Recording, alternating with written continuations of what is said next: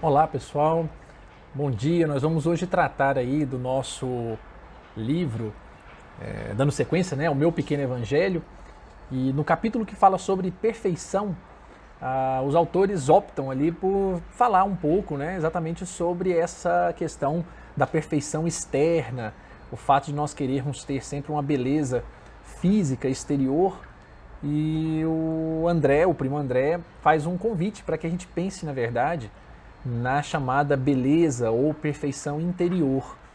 Então, uma excelente alternativa para a gente poder trabalhar com as nossas crianças, o fato delas terem, na verdade, às vezes uma dificuldade, uma marca, alguma coisa que seja diferente, para exatamente treinar ou falar com elas a respeito do bullying, da crítica. Humberto de Campos menciona em um dos seus livros, não me lembro qual agora, uma história interessantíssima chamada O Inimigo Invisível, que fala exatamente sobre isso, sobre essa crítica mordaz das pessoas na forma de olhar, e que ele ali deixa claro no final da mensagem que a maneira de mudar isso, para tornar o mundo compreensível, empático, né, de se colocar no lugar e indulgente, é exatamente fazendo essa avaliação ou treinando os nossos para que eles sejam cada vez menos vorazes, críticos na forma de enxergar as pessoas, porque isso vai construindo uma espécie de clima em que, obviamente, aqueles que ainda assim o fazem, deixem de fazê-lo. Então, e aí, claro, nós estimulamos aquilo que a historinha vem nos convidar, a chamada perfeição interior, né? Sede perfeitos como perfeito é o vosso Pai, que olha com carinho, olha com ternura, olha com indulgência dentro das suas limitações, sem atacar, sem criticar, sem rir, sem cometer o tal do bullying, né, que nós estamos aí vivenciando em experiências tão difíceis no nosso dia a dia com os nossos filhos. Mas eu queria assim, chamar a atenção que o aspecto da perfeição ele ainda vai além. Nós precisamos muitas vezes tomar cuidado para não exigir essa perfeição absoluta. Nós já sabemos, ninguém é perfeito. Não, ninguém é perfeito. Mas muitas vezes nós tratamos e queremos que nós sejamos perfeitos, pacientes, resignados, fortes, que não nos deixemos levar por nenhuma dificuldade, que sejamos sempre maiores e que nossos filhos também o sejam, né? Que eles não cometam enganos que nós cometemos, que outros cometeram. Lembrando que, obviamente, isso vai sendo burilado aos poucos. Então eu trago hoje para a nossa reflexão uma história que fala exatamente sobre perfeição e quando é e como é que nós vamos começar a trabalhar, fazendo essa transformação íntima nossa e ajudando os nossos filhos nesse sentido. É uma historinha de Humberto de Campos, do livro Contos desta e de Outra Vida, e ali tem o nome, né, o nome do título é O Grupo Perfeito. E conta a história ali de um irmão, Júlio Marx, que na verdade era um espírito desencarnado, que cuidava de estava sempre ali orientando um grupo, trabalhando, né, com os médiums, e numa determinada situação em que eles estavam concluindo o trabalho, uma senhora que ali estava, e aí eu peço, né, assim, a autorização de vocês para fazer uma pequena leitura, Dona Clara, que era uma das participantes do grupo também, ela pede, educadamente, se o espírito poderia, na verdade, dar-lhe uma orientação. Já havia encerrado os trabalhos, não era nem algo comum, mas ela vem tão a queima-roupa, como diz Humberto de Campos, que o espírito de Júlio Marx, muito generoso, termina então aceitando, né? Ele dizendo, eu sou deficiente demais para isso, mas estou aqui para servir. E aí então o diálogo que vem à frente, como eu lhes disse, eu peço-lhes a autorização para ler, porque ele é curto, mas vale a pena para a gente poder aos poucos refletir a respeito. Diz ela assim, eu desejo formar um grupo espírita de acordo com o meu ideal. Acha o senhor que posso pensar nisso? Sem dúvida alguma, irmã. Todos somos chamados à obra do Senhor. Mas eu quero, irmão Júlio, organizar um círculo de criaturas elevadas e sinceras, que apenas cogitem da virtude praticada, unicamente da virtude praticada. Que grande propósito, irmã! Uma instituição em que as pessoas se confraternizem com rigoroso senso de pureza íntima, nada de egoísmo, irritação, incompreensão, contenda. Sim, minha filha, entendo. Um Grêmio em que todos os associados vibrem pelo padrão do Evangelho, pessoas simples e imaculadas que encontrem em qualquer obstáculo para a harmonia da convivência, que sejam verdadeiros apóstolos do bem. O irmão Júlio está me ouvindo? Sim, filha, claro. Continue. Anseio por uma comunidade consagrada às realizações espíritas, sem a mais leve perturbação. Médiuns que sejam espelhos mentais, cristalinos, retratando o verbo do alto como lagos transparentes que refletem o sol. Diretores governarão as tarefas na posição de almas primorosas, capazes de todos os sacrifícios pela causa da verdade, e os cooperadores, corretos e conscientes, integrarão equipe afinada, de maneira incondicional, com os princípios de nossa doutrina luz. Mas que plano sublime, irmã! O ambiente lembrará uma fonte viva de paz e sabedoria, em que justos desencarnados se sentirão à vontade para ministrar aos homens os ensinamentos das esferas superiores, com a segurança de quem usa um instrumento irrepreensível. Sim, compreendo, irmã. Eu aspiro à criação de um conjunto que desconheça imperfeições e fraquezas, problemas e atritos. Que Deus nos ouça, minha irmã. Entre as paredes da organização que me proponho levantar, ninguém terá lugar para malquerença ou desânimo. Tudo será tranquilidade e alegria, nenhuma brecha para discórdias. Então que o Senhor nos ampare nessa tarefa, irmã. Será um templo a edificar-se na base de cooperadores que jamais descerão da nobreza própria, a ofertarem um espetáculo permanente de céu na terra para a exaltação da caridade. Sim, minha irmã, entendo. Observando que o amigo espiritual não se desviava dos conceitos curtos, sem enunciar opiniões abertas, Dona Clara então acentuou. Até aqui, apenas para que a gente possa pensar com carinho. É óbvio que o que Dona Clara almejava é algo impossível, por assim dizer. Porque, por um motivo primeiro, ainda que haja e existem seres encarnados neste mundo que passam na mais perfeita e pura, no mais perfeito e puro isolamento, escondidos no meio da multidão, que tenham talvez condições de adotarem posturas próximas disso que a Dona Clara almejava. Como, por exemplo, já vimos reencarnações que Emmanuel menciona e outros tantos espíritos mencionam de espíritos de elevada estirpe que teriam condições de trabalhar de forma muito franca aqui, não igual, mas próximo disso tudo que ela deseja. Provavelmente Deus não iria reunir todos eles em um grupo só, num único lugar. Basta que nós vejamos. Francisco de Assis nasce num lugar, Francisco Xavier nasce no outro, Teresa de Ávila nasce no outro, grandes homens, Irmã Dulce nasce no outro, e grandes homens e mulheres vão nascendo espalhados para exatamente dar o sal da terra onde quer que a gente esteja, em todos os lugares. Então fazer isso já seria uma coisa extremamente complexa, colocar todas essas pessoas reunidas em um único grupo. Mas aí quando ela pede então para que o irmão Júlio Marques possa auxiliar, ele então responde: minha filha, embora esteja me convidando, que ela pergunta, posso contar com o senhor? E ele diz, eu não me vejo habilitado. Ah, mas olha essa, por quê? E ele diz, sou um espírito imperfeito, ainda ligado à terra.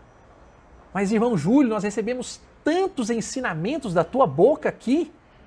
E ele então responde, esses ensinamentos não me pertencem. Chegam dos mentores que se compadecem de minha insuficiência, brotam em minha frase como a flor que desponta de um vaso rachado. E aí, meus amigos, chama a atenção a frase que ele nos deixa. Não confunda a semente, que é divina, com a terra, que às vezes não passa de lama. Nós, talvez, sejamos mesmo essa lama, mas extremamente útil, porque sob ela pode ser derramada a semente. Então conclui ainda. Então, irmão Júlio, você ainda tem lutas por vencer? Não queira saber, minha filha.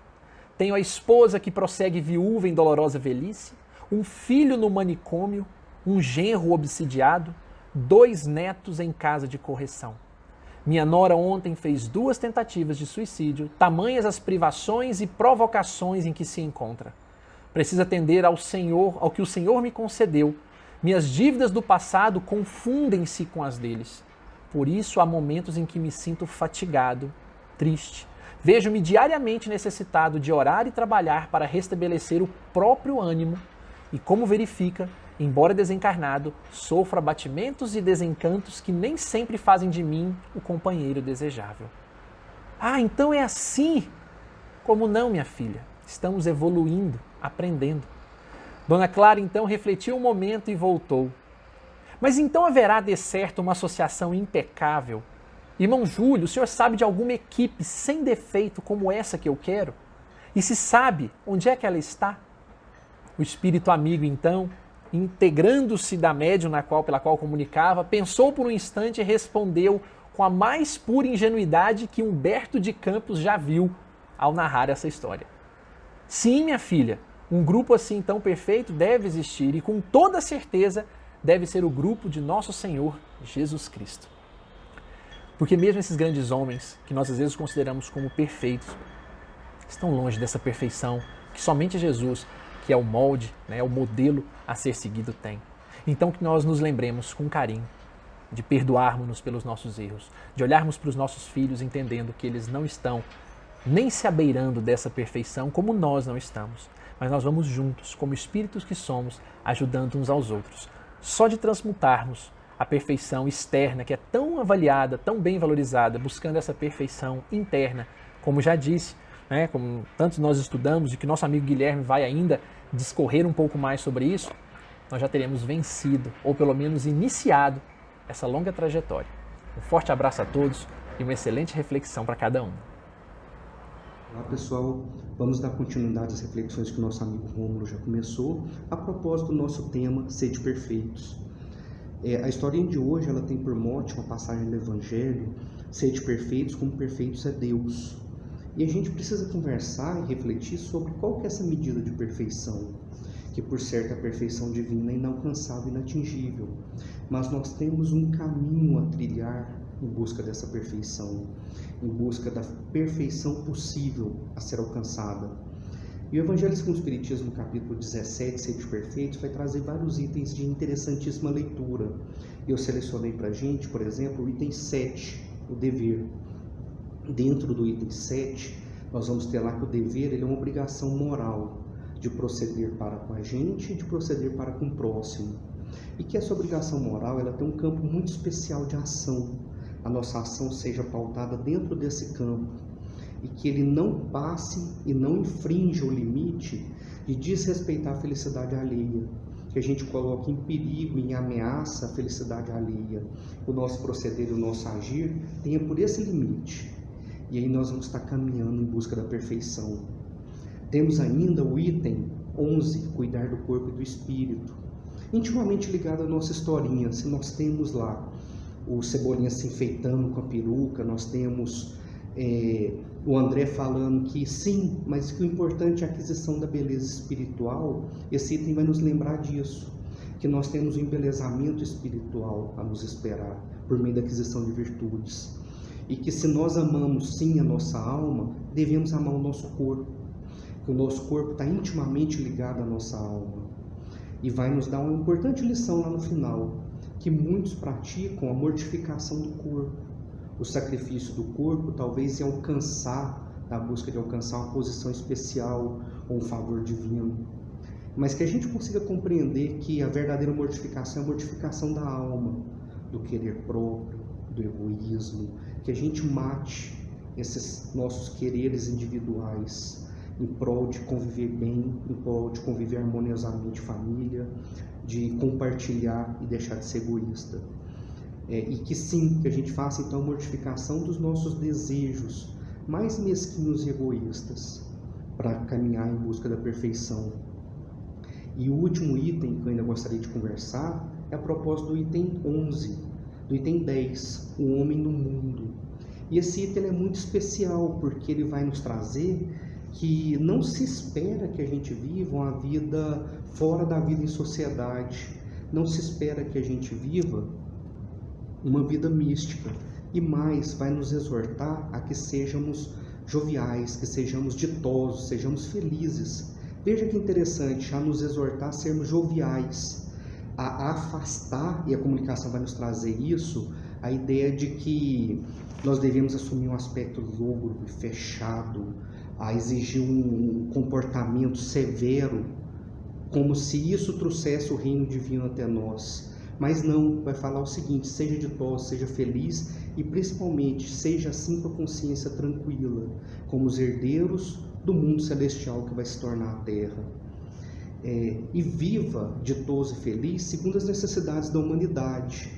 Já nos ligar então à ideia do uso dos bens materiais, do correto uso dos bens materiais, e não do abuso desses bens materiais, isso como um caminho na busca da perfeição.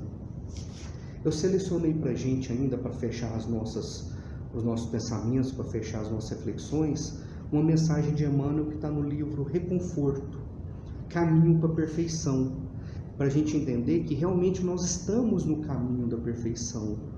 E esse caminho ele é dado por pequenos passos, pequenos gestos, dentro de tudo que a gente falou. Emmanuel vai nos lembrar disso, que os pequenos atos e gestos podem ser feitos na onde? Em família.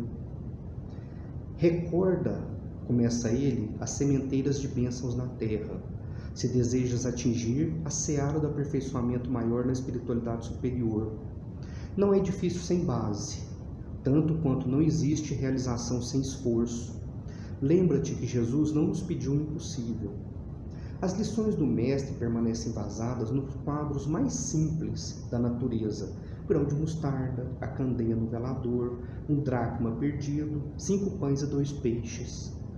Nas adjacências de um lago, através de barcos humildes, emoldurou sem ouro nem poder humano a maior epopeia de amor universal que a humanidade já presenciou no curso de séculos.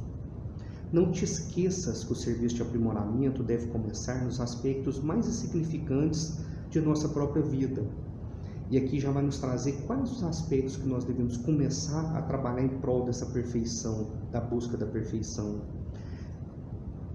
Um sorriso em casa, um favor espontâneo aos amigos, um olhar de compreensão a quem sofre, uma prece pelos adversários, um gesto de fraternidade, o silêncio diante da calúnia, o socorro mútuo aos enfermos, a caridade de uma boa palavra em auxílio aos ausentes.